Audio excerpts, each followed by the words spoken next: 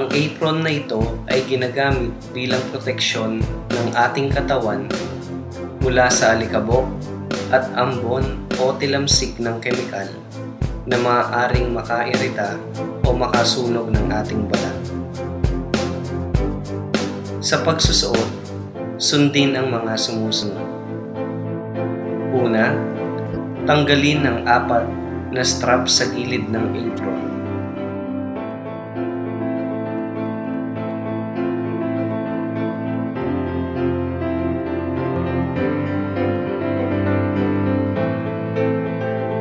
Ikalawa, isuot ang ulo sa butas at panghuli, pagdikitin ang bawat strap.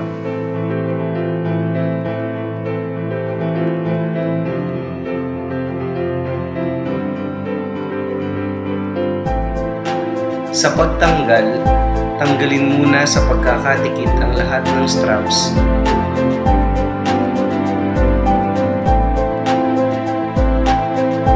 at saka ito